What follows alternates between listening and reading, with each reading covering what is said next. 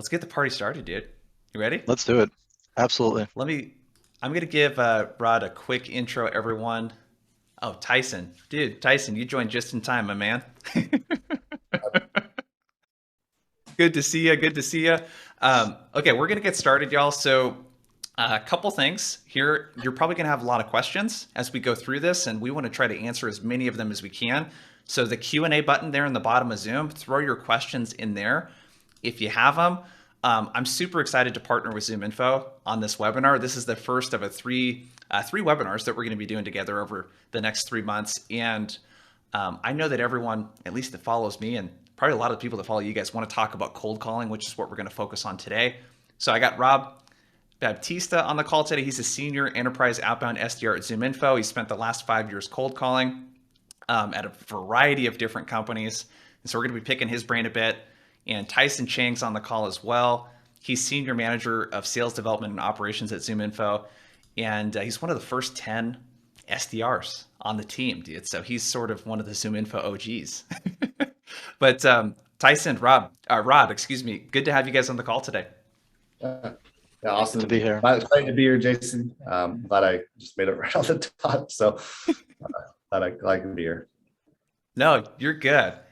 What I figured that we could do to have a little bit of fun, let me know in the chat for everyone that's here, what's like the number one thing that you want to take away from today? Is there something that you have challenges with when it comes to cold calling?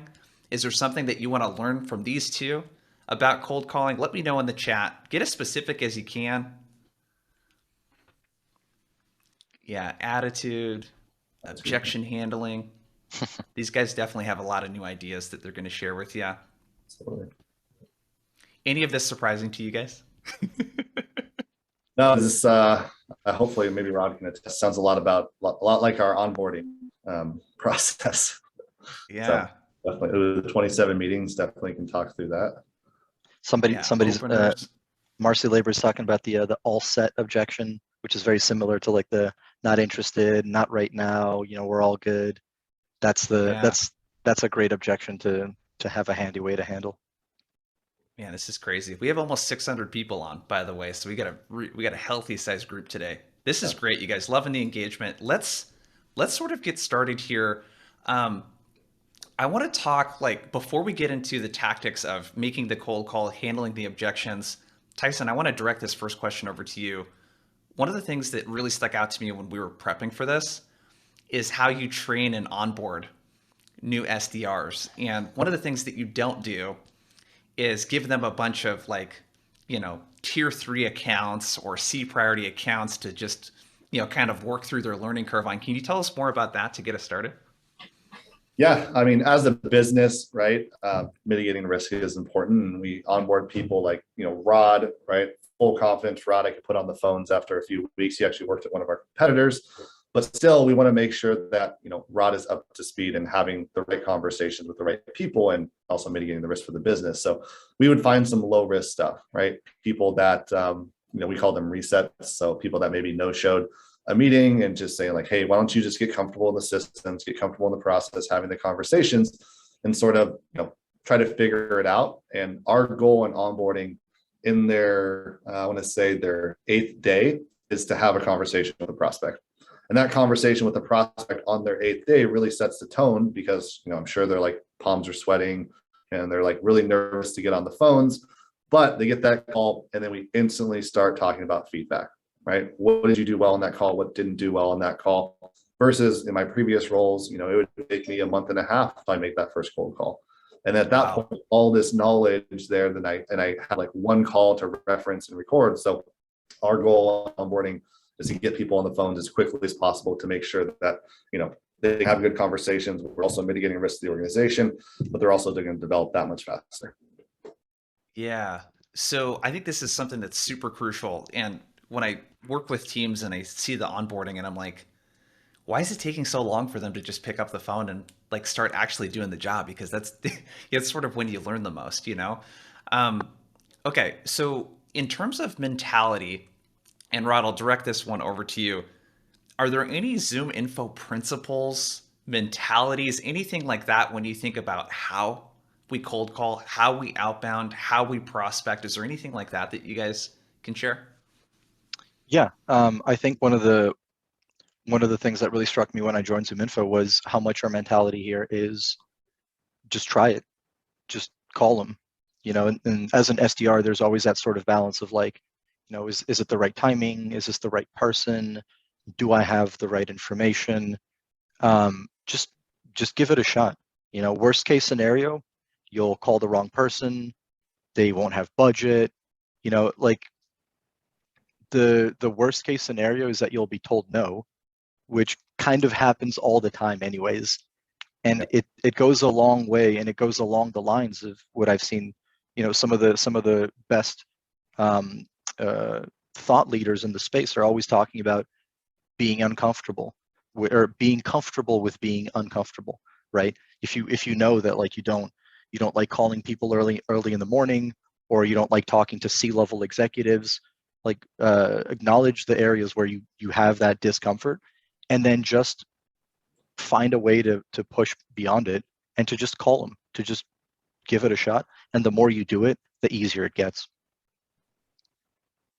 Yeah, pushing past the discomfort is, kind of interesting. But Tyson, do you have any thoughts here?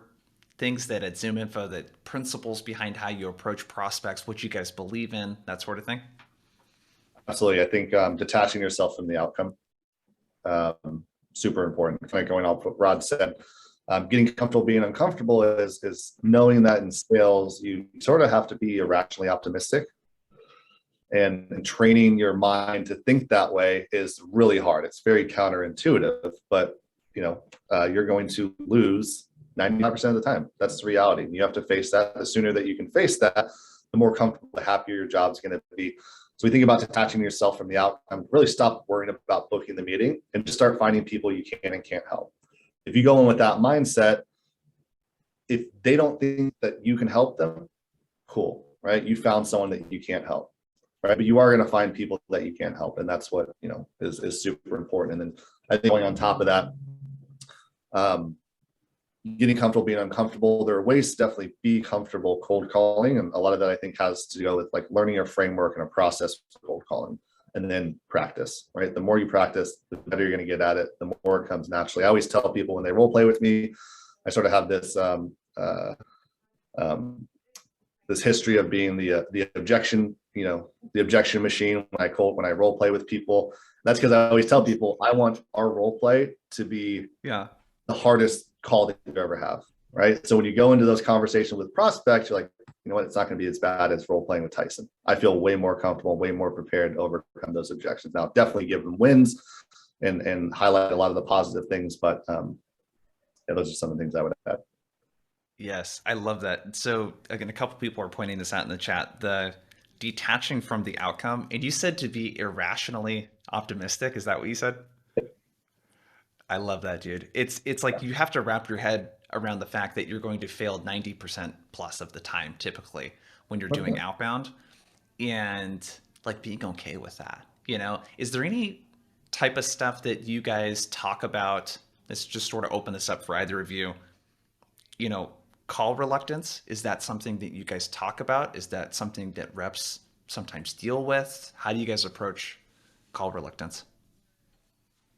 As somebody who's more recently than Tyson gone through the onboarding process, I found that one of the things they did really early on was get us on the phones. Obviously sales is very big. Sales is a volume game. It's a numbers game. And especially in the beginning of your tenure as an SDR, the most important thing is to just have conversations, right? A lot of people are uncomfortable talking to people on the phone. I think it might be something that generationally we're transitioning away from speaking on the phone more towards texting and text communications and things like that. And for some people, it can be a barrier to just pick up the phone and call someone. And I think as a sales manager, one of the best tactic is to figure out a way to get them on the phones as quickly as possible. Don't belabor the training process. I think within my second week, I was dialing right here at ZoomInfo, and as an SDR, it's like what Tyson said. You're going to be told no. The worst case scenario is that they hang up on you and that they tell you no. If you if you have that in your mind, like, I'm not, there's nothing for me to lose in this engagement. It makes things a little bit easier. What's going through your head, Rod? Like when you dial someone and the phone is like dialing, or you click, on your computer or whatever. What is going through your head? One is, I hope they answer. Actually, no, Yeah. that's a lie. Every time the phone is ringing, I expect that they answer, right? So Yeah. in as much as I may be, looking at their LinkedIn profile to figure out a piece of information, or reviewing something about their company, or looking at notes from somebody who's had a previous interaction with them, I'm always, in as much as I may be looking at other things, my thought is every time the phone is ringing, they are going to answer, right? So they are going to answer, and what happens next? When they pick up the phone, what am I going to say? And for me, it's a very automatic process at this point, having done this for 5 years. It's always like, hey, this is Rod from ZoomInfo. And then a fun trick I've been doing recently is saying, how have you been? Right? It implies a sense of familiarity. It's a little different than what other people are doing, to something that people were referring to in the questions earlier. It's a little more disarming. Hey, this is hey John, this is Rod from ZoomInfo. How have you been? Right? So what's going through my head is, and we can talk about this a little more later, but ideally I want to have at least one piece of information that I can leverage within the first 30 seconds to a minute that's about them, their business, their company, their industry, their world. If I can drop one nugget of information about them within the first minute, it opens the door for so many things. It allows for a better conversation, decreases my odds of getting hung up on. And worst case scenario, and I don't have that one piece of information, trying to ask them a good question. Those are the things that are going through my head. I love that. Tyson, anything you want to add? Yeah, I think for me, because I definitely, if you don't think this way, I'd probably challenge you. You probably, you have some doubts, right? You have a bad call, you move on to another call, then maybe it's getting in your head a little bit. For me, I was very process driven, and so within my sales engagement tool, I wanted to have a very 1 through 5 step. This is what I do. Okay, I look at their name, I memorize their name, I look at their title. Then I open up their website, I do a little bit of research on their website. Once I feel like I know what they do, maybe I read the call notes or any prep notes that I have, and I hit dial. And then I'm just sort of looking at all those things. I'm almost trying to occupy my mind to get myself out of thinking about those negative thoughts, right? And so I would just look at their website, and I instantly think about, okay, the VP of sales, what do they care about? What do they care about? Right? Okay, their solutions are in the IT space. That means they sell to IT professionals and directors. Okay, make sure I ask the question about that. And to that, Rod's point, I'm expecting them to pick up. And so when they pick up, it's like, okay, great. Hey, Rod, this is Tyson over at ZoomInfo. How's your day going? And I'm very familiar, very comfortable, and very eager and excited to talk to that person, because I've done that sort of, research. I've sort of occupied my mind to prevent myself from, deviating.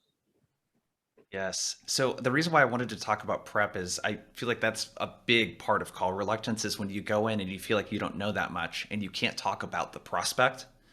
Well, what do you resort to? Talking all about yourself and what your company does. And I don't know about you, that sucks when you have to go in and talk all about yourself. And there's all this pressure to make the pitch, really good. Dude, you guys, let's just get into the cold calls. You guys started talking about the intros and we're kind of teasing it. Let's get into the structure.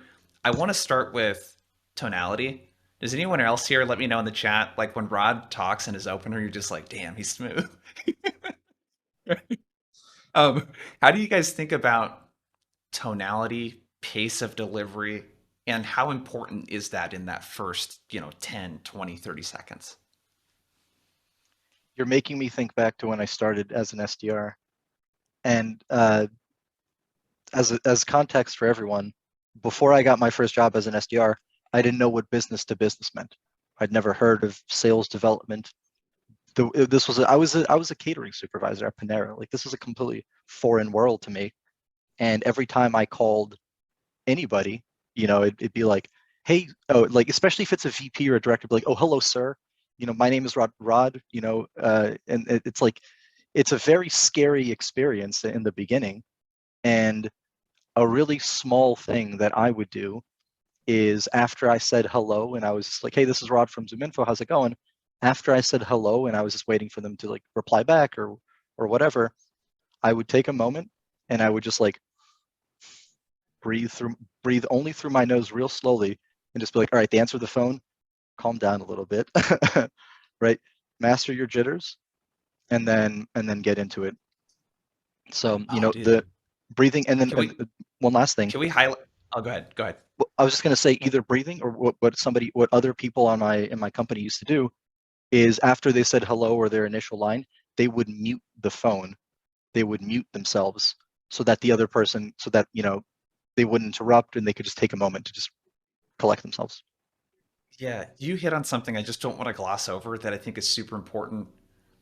A lot of times what I talk about with cold calling is just the act of even standing up sometimes can be a really big thing for people, because when you're leaning over like this, you hear it in my tone of voice versus something like this. And I ask people, stand in the most confident stance that you can stand in, So in other words, your kind of your physiology, I guess, kind of drives a lot of how you feel oftentimes.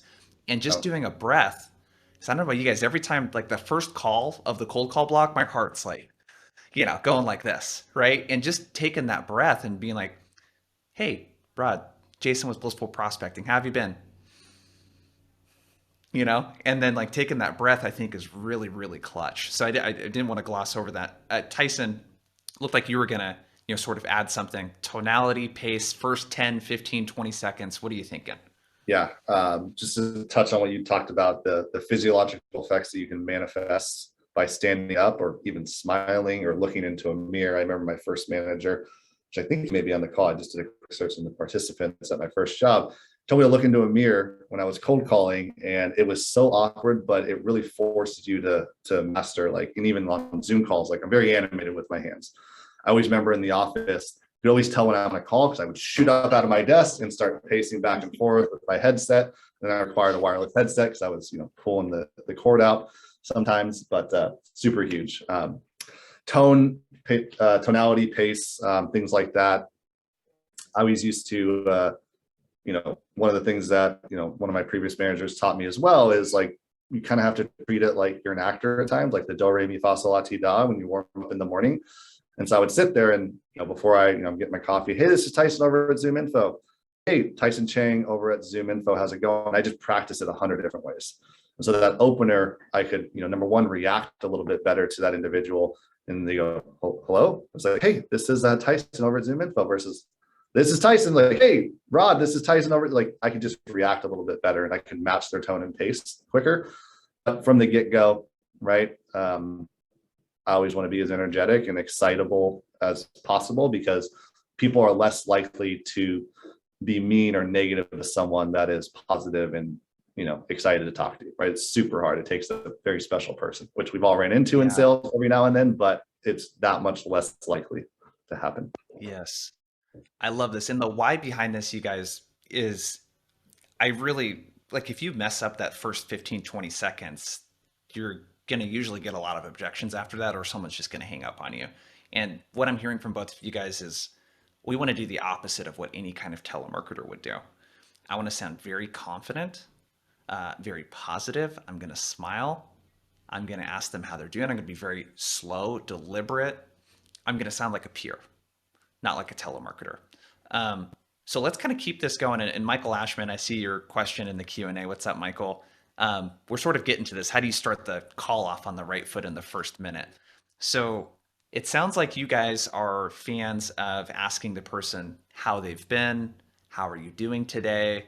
Can you guys talk a little bit more about why you do that before you go into a permission-based, kind of opener? So it's funny. I've seen both sides of the argument on this one over my years. Some people don't ask for permission at all. Some people say, don't ask them about their day because you don't care, they don't care. It's just fluff. I think it really depends on your style. I have a very sort of humane approach. I always try to laugh when I'm on the cold call, even if it's a joke that I said. I'll often say a joke and then laugh at it, and sometimes it'll be the people think like, okay, I guess it's okay to laugh if he's doing it. So I always try to be very sort of comfortable, down to earth. My tone kind of reflects a lot of that, and for that reason I feel very comfortable, and I've had a lot of success asking people about their day, and even asking for permission. It's like, hey, this is Rod over at ZoomInfo. How have you been? Good. Like, have we spoken before? Oh, we haven't had the pleasure. And actually, I know I'm catching you out of the blue. Do you have a quick second? Right? These are all phrases that I've used recently. I've stopped asking for permission. There's been a lot of questions and comments in the chat about permission-based approaches. Same thing. I think it really depends on your style. It can go either way. But I've stopped asking for permission, and I've just started going with, hey, this is Rod at ZoomInfo. How have you been? Great. Just to be conscious for your time, and then I go into it, right?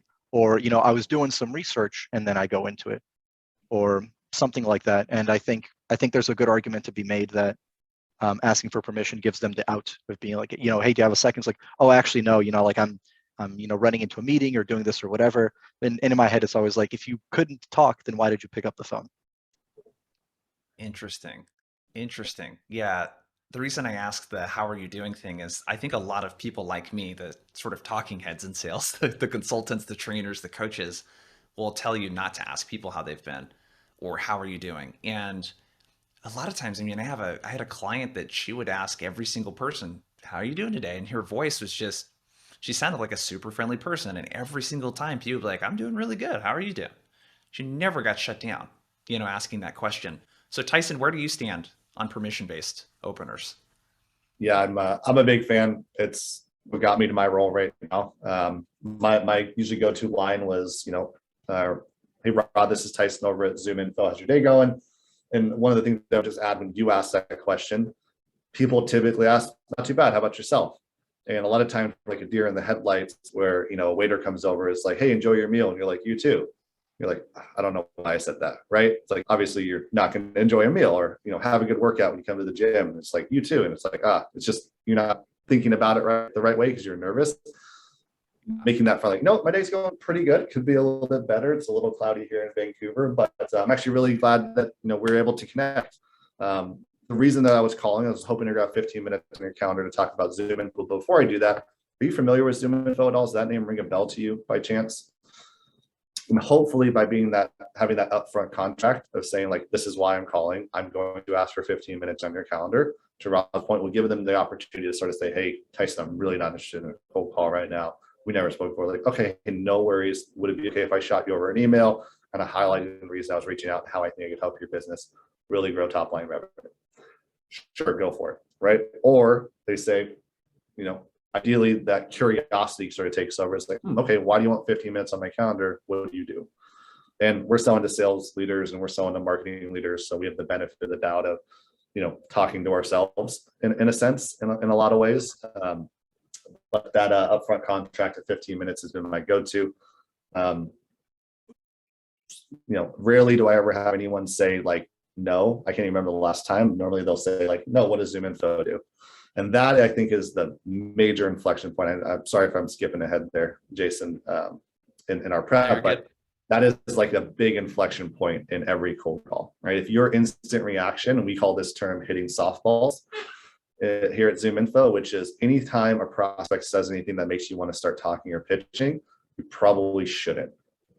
And so when someone says, what does ZoomInfo do? You may say like, oh, I'm super glad that you asked. We're a data provider. We're the largest data provider in the world. We do all these great things, blah, blah, blah, blah, blah. They're like, cool. What does that have to do with me? And so what I always train reps to do is to take a step back. It's like, oh, before I tell you about ZoomInfo, I was actually doing some research on your company, and correct me if I'm wrong, but it looks like you're selling into the IT space. Are you typically reaching out to VPs of IT, or do you go manager director level? And so that is sort of a big premise. We have that upfront contract. We want to avoid hitting softballs. And then we have the idea of asking research-based confirmation questions to get engagement. And so what I'm looking for early on in that conversation are 3 yeses. Right? If I can get someone to say yes to a question early on in my cold call script, and I get to that 3rd question, I don't want to say it's in the bag, but it's pretty much in the bag that they're going to engage with you and you're going to have a much more productive conversation because you're asking questions about them. People love to talk about themselves. It's the same thing when you do get that question answered, maybe mirroring them and get them to talk a little bit more. And then it's like, wait, why are you calling me again? Well, hey, all that information you gave me was great. And this is how I think we can help you. And now I can leverage what they say, not what I say. And that, is essentially the formula that I always use to say, like, I only want to set a meeting if I can say, well, hey, Jason, you said that you were struggling with this. and that you're targeting these sort of personas. And that's exactly what we help companies do. In fact, I'd love to set up 15 minutes to talk through how we can help do that for your organization. Would you have some time? Would you be opposed to setting up some time later today? Dude, there's like so much gold there. I want to unpack everything that you just said, but I want to just backtrack a little bit. We're working through the cold call, and there's a couple, like, you guys have different opinions and approaches on permission-based openers. And I think what we can take away from that is, you guys, part of this is what works well for you too. I know a lot of people that don't use permission-based openers and they get straight to it and it works well for them. Tyson, you're all about it. And there's like a lot of different variations of permission-based openers that you can use too. But the similarities I see and hear between you two is there's some sort of, here's what to expect during this call. Here's why I'm calling you. And it's coming out in the first 10, 15 seconds. So Rod, I want to circle back to you because Tyson, you had mentioned these 3 yeses, and it sounds like something very kind of similar. Rod, you want to mention things about them. And let's talk about why that's important though, you guys. Why is it important to not pitch in the first 30, 60 seconds, to not give your pitch on ZoomInfo, but to talk more about like things that you noticed about them and get some quick yeses? Can you just share the why behind that before you talk about kind of what those things are that you might ask them? Yeah. So I think of it in 2 ways. One of it is sort of the ZoomInfo 3 S's approach, which is, whatever the questions are, if you get them to say 3 yeses in a row, they've already said yes, their mindset is a little more amenable, it makes the conversation a little smoother, right? The other thing is people like to talk and hear about themselves much more than anything else, right? The best sales books I've read have been psychology books, and there's a lot of really interesting phenomena around the fact that you can be in a very crowded, noisy room, and it's going to be difficult for you to pick out what's being said, individual words. But if somebody says your name, you're going to hear that every time, right? So people are much more. It's much easier to captivate somebody's attention with something about them. And the quick note on the name aspect of it, I always try to figure out what the person's name is, right? A lot of people in the US, their name is Richard or something, but their friends call them a different name. And if you looked at their LinkedIn recommendation section, the recommendations that people have left for them, you can see how people that know them actually call them, right? So when I'm calling them, I want to use the name that your friends are calling you by, right? It's very important. And then sometimes I even, look up the pronunciations and things like that. But not only do I want to say your name correctly, within the first 30 seconds, if I can say, hey, I was doing some research. I know you've been leading sales for quite some time. Are you still the VP of sales over there? That's a soft question that gets me my first yes, something like that. And it makes it seem like I've invested a little bit of my time into knowing something about their world, right? So it's much less. It's a very different approach than calling them, be like, "Hey, this is Rod from ZoomInfo. I know I'm catching you out of the blue here, so I'm just going to take 30 seconds to tell you that I'm calling about because we have business-to-business data. It's much more conversational. It's much more human, and they're much likelier to take an interest if you drop some piece of information about them."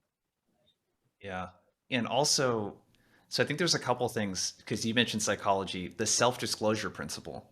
It's this principle that when people share things about themselves, they feel more connected to you. It's no different than, if we went to get drinks and I shared something intimate about my childhood and how hard it was, let's say, for some, like, I would feel closer to you guys if I shared that with you. You know what I mean? So when we talk about ourselves, we feel closer. And the other thing too at play, it sounds like too, is, cognitive load theory. You're not asking them these really deep penetrating questions at the beginning. This is like, doesn't take any brain power to answer these questions. It's like, yes, yeah.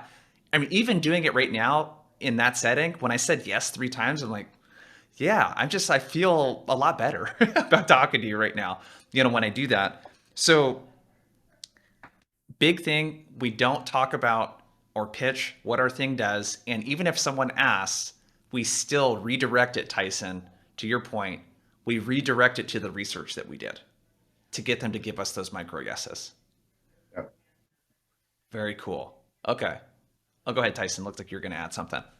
Yeah, I was On the research-based confirmation question, I love that. I've never heard of that theory of cognitive load, but we talk about that a ton, even in the follow-up emails. It's the difference between saying, "Hey, Jason, tell me about your go-to-market motion," and you being like, how much time do you have right now? Because that's a lot to unpack. Versus when you ask those confirmation questions, and it's like, "Hey, you're a VP of sales, right? You're going after IT decision makers."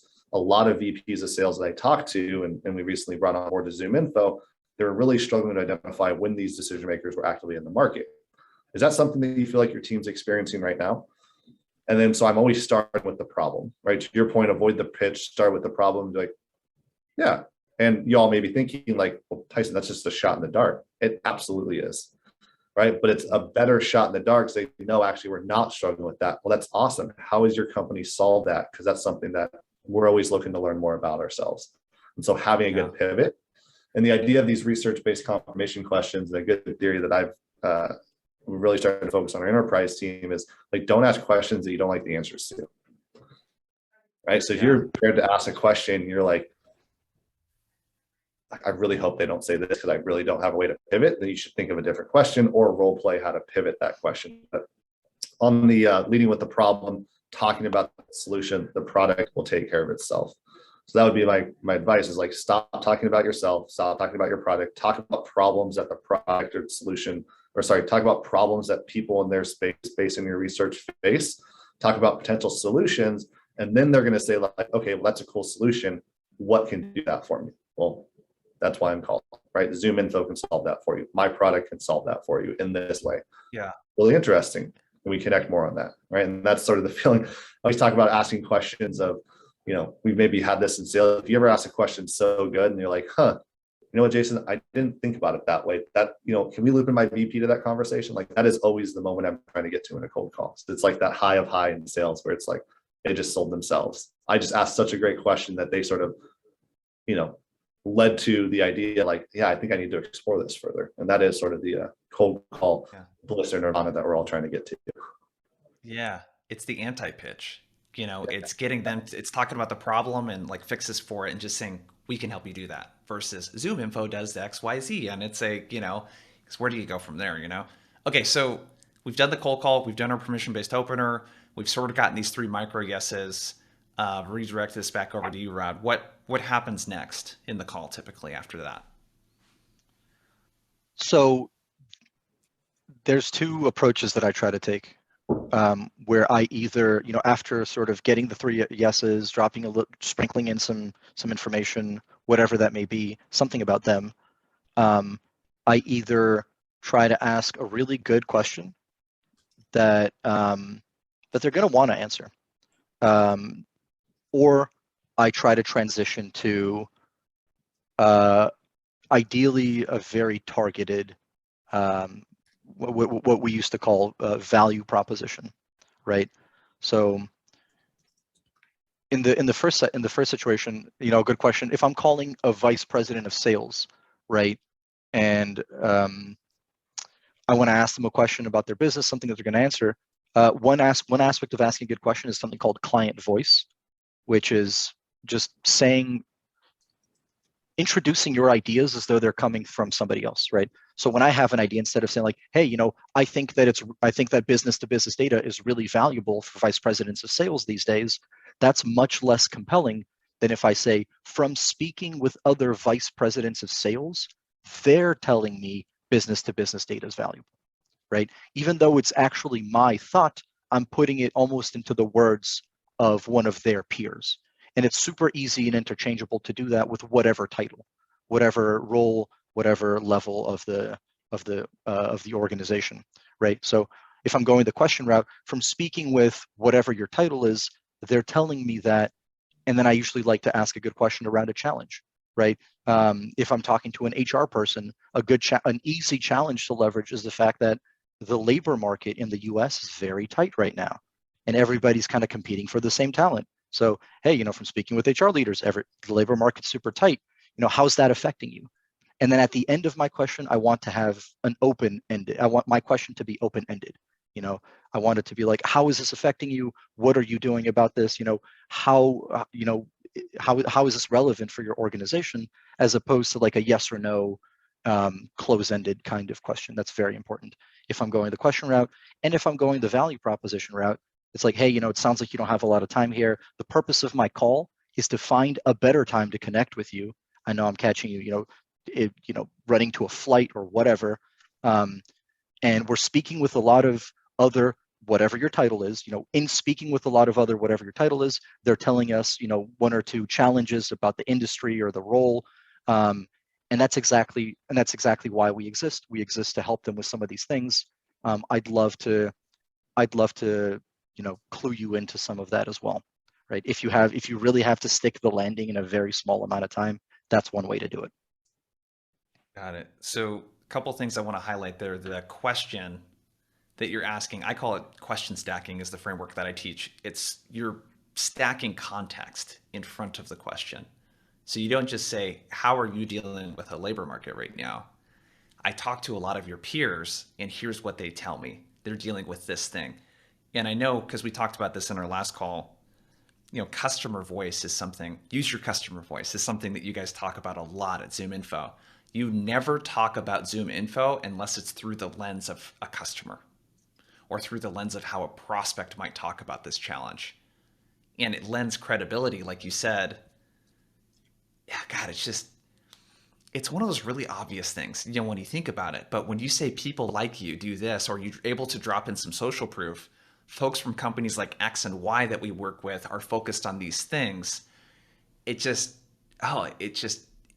rings so much better than me saying, I see this thing, you should be focused on this, sort of thing. So I love that. The customer voice, the questions. Tyson, what do you have to add, and how does your process, if at all, differ from Rod's here? I think Rod hit the nail on the head. When I think about it from like a manager perspective, I think about things like show rate. I think about things like driving urgency on the meetings. So, rather than schedule 2 weeks out, schedule for the same day. I see a bunch of people talking about Chris Voss. I never split the difference, the power of no. My advice to all of you, and it's going to be really uncomfortable at first, but ask for a same day meeting, right? Because as soon as you ask for that same day meeting, you may be thinking, well, Tyson, they're just going to say no. But if you've read Never Split the Difference, that's like super powerful. Because when someone says, no, I can't connect today, they just said yes to the meeting, right? Then you ask for next day, hey, no worries, we could do sometime tomorrow. Does 2 or 3 o'clock work for you? They're like, yeah, I think I can make that work. Because they're not going to keep saying no. They already kind of said yes to the meeting. And now, like, I was always trying to shift the conversation from do they want to take a meeting with ZoomInfo to, okay, now we're just coordinating calendars as an SDR. That was a big takeaway that I got from Never Split the Difference. And then even past that, right? Rod, I'm sure, has had some really easy calls. Like, gosh, Rod, I'm glad you called. Like, we were waiting for this call from ZoomInfo, and like we actually are reevaluating. That's great. We're all going to have those, and our ability as SDRs, as cold callers, to make the sales process seem as easy as possible. We talk about this concept of selling past the yes. So even when you get that meeting, your job is not done as an SDR. I saw someone mention BANT, which I absolutely hate with a passion, because I feel like it's a huge trap for a lot of sales organizations to not call someone or not try to sell someone something because, according to BANT, they don't have budget authority. It's like, we used to have these big signs in our office that said, no one's ever budgeted for ZoomInfo, figure out your next move. Yeah. Right? No one, you're not going to call someone not to be like, oh my gosh, like I'm the person, you're perfect timing and I'm ready to buy, right? And so our job as salespeople is to identify a problem, create that need, drive urgency, and then set your account executive up if you're an SDR by selling past the yes. Hey, I got that locked down for 2 o'clock today. Out of curiosity, do you guys have any growth plans? Are you guys hiring some more SDR? Oh, that's really cool. Have you thought about ways to improve their onboarding? Do you use a sales engagement tool? Do you use something like conversational intelligence to make sure that you can share best practices between reps? And I can identify, outside of just solving like a pipeline problem, which a lot of people think about ZoomInfo for, to now we're this full, go-to-market operating tool that can help so many aspects of the business. And I can really set up my account executive and get someone excited that, wow, I thought I was just going to learn about, how to get a couple extra phone numbers to, maybe this can really be a valuable partner from our organization. And really selling past that yes is, something we talk about to improve show rate, and improve, our bad fit, or decrease our bad fit rate on meetings based on some qualifications, oftentimes subjective. So that'd be what I'd add on the end there. Okay, so we got to break down the get the know thing is interesting, you know, and it looks like just from the chat, a lot of people have read Never Split the Difference, but this concept of, can you meet later today? No, that doesn't work for me.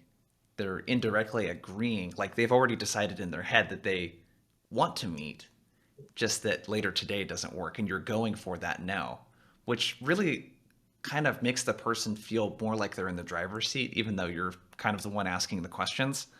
I thought that was really, really good. And the selling past the meeting. So that's pretty interesting. So you get the meeting set and you're getting them to think beyond just the next time. Like if you set up a meeting, Tyson, for me to meet with Rod, all I'm thinking about is that meeting and showing up, and you're talking about what's going to happen after, that what you're going to like learn during that meeting. Like, can you guys talk more about that? Because that's the part that I think people focus so much on getting the demo, and they don't focus on what am I going to take away? What's going to be a valuable use of my time? Can you guys talk a little bit more about how you really sell the meeting beyond just showing up and getting a demo of ZoomInfo? So there's a great technique we use here, which is, after we schedule the meeting and we've done the logistics of figuring out what time, what day, all that stuff, we ask things like, to make good use of your time, in order for us to better tailor the conversation, and then we can ask some of these questions, and then we can ask some of these qualifying questions. In our case, we want to know things like, are there any geographies that you're particularly interested in right now in terms of growing your business? Are there any industries that are relevant to you right now? And within those, are there any specific titles that you're going after, right? This is all information that's going to help my AE or my account executive, who's the person that is on the receiving end of this meeting, right? So as an SDR in whatever organization, it really depends on, the person who's receiving that meeting. What are some of the reasonable things that will help them? Like if your account executive's like, hey, thanks for setting that demo. Next time I need to know whether they have budget. I need to know whether they need our solution. Like those are some unreasonable requests, because it's a lot. Especially after you've booked a meeting, you want to ask a couple of questions. You want to make it seem like the questions you're asking are going to add value to the meeting, which makes asking the questions a lot easier. And you still wanted to give your account executive or whomever a better chance to succeed with that meeting. And I think, to the BANT qualifications, that's selling past the yes.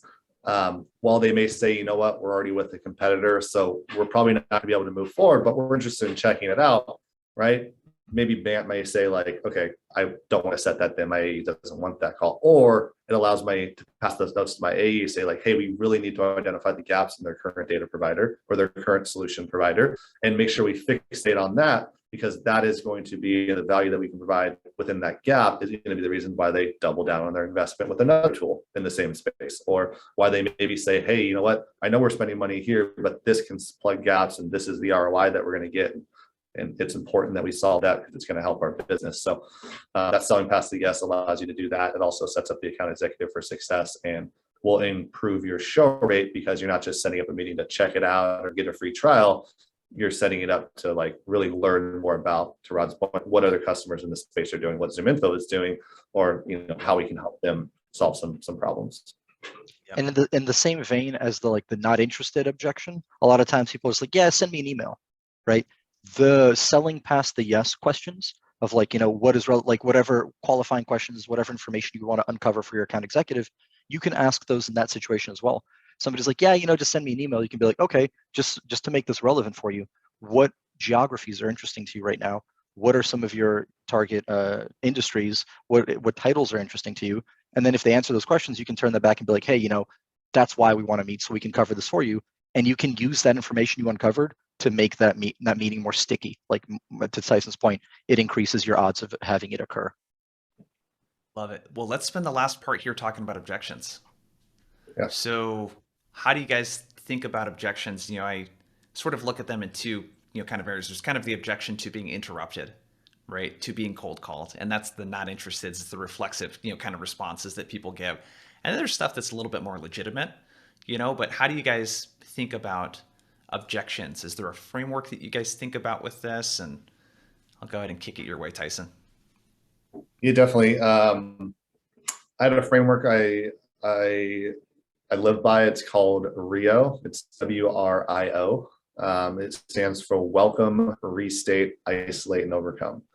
And the goal of this objection handling technique is to only have to overcome one objection once, right? Just like when you hit those softballs early on in the call and they say, Tyson, it's too expensive. Well, we have a lower priced option. Well, Tyson, we can't implement it. Well, we can help with the implementation. Like you're just kind of like knocking down dominoes, and eventually the dominoes run out and they're just like, well, this is a lot to consider. I'm going to move on. And so the welcome stage really helped me early on in my career, because for all of you that are new to cold calling or have been in cold calling, you've all had this cold call anxiety, right? You've been fearful. You're like, gosh, I really hope they don't give me this objection. The welcome stage is just to welcome it, right? And my word was awesome. So if you ever took a cold call from me, I apologize for saying it 100 times. But anytime someone would say like, Tyson, I told you last week, we really can't move on. But, oh, hey, that's awesome. I'm glad that, I'm glad, we were able to connect last week. Maybe it was awkward, but I would try to make that really positive, right? And so my goal is to welcome that objection with enthusiasm as if they've already said yes. And that is the point of the welcome sort of state, right? Welcome with enthusiasm as if they've already said yes. Pricing. Hey, still too expensive. We can't afford it. Hey, I'm actually really glad that you brought that up. It's awesome that you're thinking about working this into your budget. And I move on to the next step, which is to restate. And I want to restate that objection in the form of a question that I can win. Hardest part about overcoming objections in sales is sort of spin that objection into a positive thing. Pricing is a common objection that we get here at ZoomInfo. And so it's like, hey, Tyson, you're still way too expensive for us. We can't do anything. And I would say, hey, I'm actually glad that you brought that up. If I understand you correctly, it doesn't sound like there were any concerns around quality or coverage of our data. It was just figuring out how to make this fit in your budget.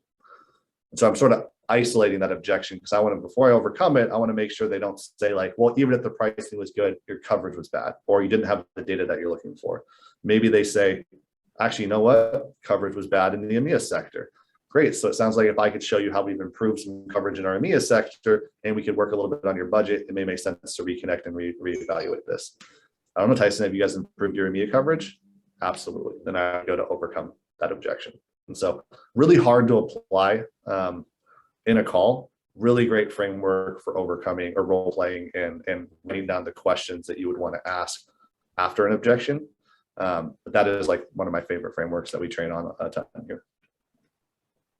Got it. Rod, anything to add? Rio is great.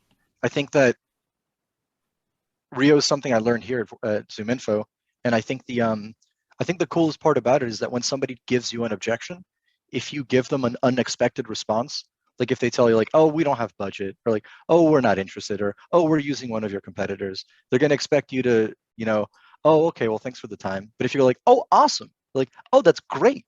Oh, that's real. I'm really happy to hear that. It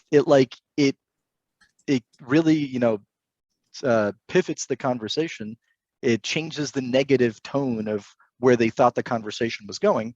And it really allows for a much smoother handling of that objection. Like, oh, that's awesome that you guys are using a competitor. That tells me that your organization is very sophisticated. That's exactly why I was reaching out.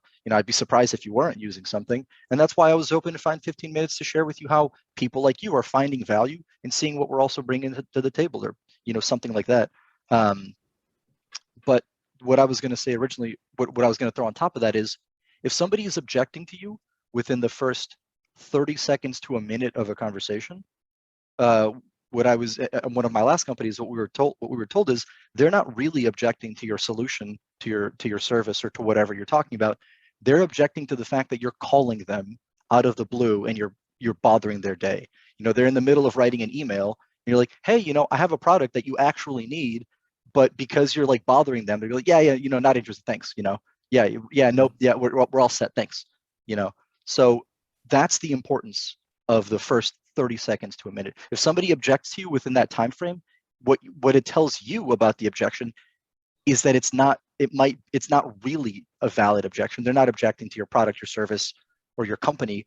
They're objecting to the fact that you're calling them, right? And you can get over that by making it more personal and human, by dropping some information on them, by asking a really good question, something like that. So let's go through a couple of examples then. I think some of the more common ones are going to be stuff you get right at the beginning of the call. Not interested, don't have time, I'm in a meeting, about to hop to a meeting. How do you guys handle that one? That's my favorite one. I do this one in because it's really common on inbound. But when someone says, hey, you caught me at a bad time. Oh, no worries. I'm sure you're really busy. Well, the reason for my call was to actually schedule a call. So rather than schedule another call, just to schedule another call, why don't we just lock down a time, be available tomorrow at 2 p.m. And then what I would do when we're trying to train the reps there, what we trying to train the reps on is to say like, oh yeah, they'll say like, yeah, sir, tomorrow at 2 o'clock works. I should be busy. They're awesome. Hey, real quick, while I'm pulling up that invite, if I ask you kind of what brought you to ZoomInfo and are you familiar with us at all? And I would kind of use that time to stall and qualify. If they're really busy, then they're like, I got to go, send me an invite for 2 p.m. And then talked about asking those sort of research-based confirmation questions if we need to qualify them on an inbound lead perspective. On outbound side, use them, a lot of the same talk track. When would be a better time to reach out? Try me an hour or try me tomorrow. Hey, I could do you one better. I was just giving you a call to schedule another call. Want to talk about ZoomInfo. I know you looked at us in the past. We used to train on this a lot more in the past. It was called like the quick pitch. And so whenever someone puts you under the gun, you kind of have to have like this rapid fire, like matching their tone and pace. Like, no, what does ZoomInfo do? And then you kind of just got to fire. 2 o'clock work for you? Great. I'm going to send you an invite. Do me a favor and accept that invite so I know it didn't land in your spam or junk folder. You can connect there, and I'll make sure to really blow your mind on how we help your business and make sure that it's really clear on why we're connecting, and then follow up email as well. Got it. Super short, to the point. What about someone, this is another common one that people were talking about, and I see it a lot in my work, is we're all set. Either, we do something like this in-house, or we have a data provider, we don't really need this. How do you guys think about that objection? So there's a few ways to handle that. A really good phrase I like to use to give myself room to ask more questions. In this situation is a good example of if they're like, oh, we're all set. I want to ask some questions. I want to try to uncover something, right? So a good phrase I like to use is like, oh, it's good to hear that you're all set. Just so I don't bother you again, right? I'm offering to not bother them again. They're definitely going to be interested. They're definitely going to be willing to give me something. This is something they're interested in. So, okay, it's interesting to hear you're all set. Just so I don't bother you again. It sounds like you guys are. It sounds like you're using a service. Was that a recent thing? Did you get that within the past like 6 months or a year? How's that been going for you? And then ideally I can ask some questions. If it's like a product objection, or if it's like a product or subject service objection of like, we have somebody else doing this. Like we have another company, we're spending money on somebody else to do this. I want to ask questions around how recently they got it, how satisfied they are with it, whether whether they're that kind of tech, or actually the best question to ask is around why they got that thing to begin with. It's like, oh, it's interesting that you guys are all set. Why did you go with that option? Why did you choose them, or what prompted you to consider that solution in the first place? If you can get some insight into the reasoning behind either why they went with that product in particular, or why they went with that line of solutions in general, then they can say things like, in the case of ZoomInfo, well, we went with this other competitor because our teams needed data and they weren't making enough calls. So we just needed something quick, to get them the data they needed so they could make calls. You just learned something about their world that you can then leverage as a reason for a meeting. It's like, I hear that all the time. Everybody needs data. That's exactly why we exist. And that's why I'd love to at least show you what data there is out there for you. I've just made it more compelling to a problem they just revealed to me. Yeah. Love it. Let's do real quick one more before we run out of time, because what about I don't think I'm the right person. I'm not the right person to talk to about this. When it's the right person, let's say. So that's a great one. I'm not the right person to talk to about this. You can either throw it back at them and be like, oh, okay.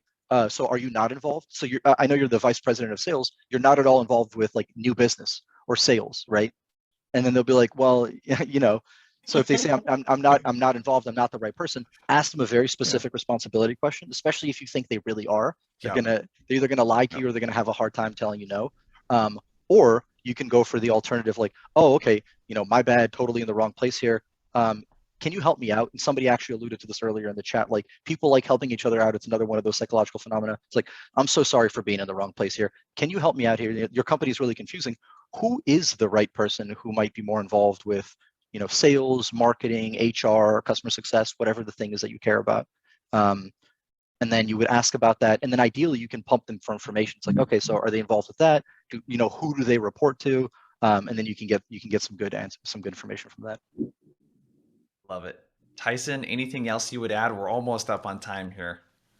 Yeah, I would add, depends on your solution, right? If you do have a stricter qualification, then, and you think they're the right title, everything Rod said was great. If you are going to a non-decision maker, like we occasionally will reach out to a manager who manages a team or even individual contributors to get them on a trial, because that's how we sort of, build groundswell within the account. Hey, I understand you may not be the end decision maker, but this tool is absolutely going to impact your day-to-day. So we'd love to get your perspective on the tool before working this up chain.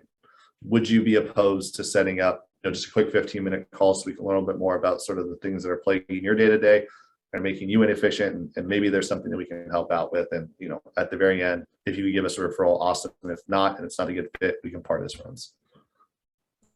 Love it. Dude, you guys, this was freaking action-packed.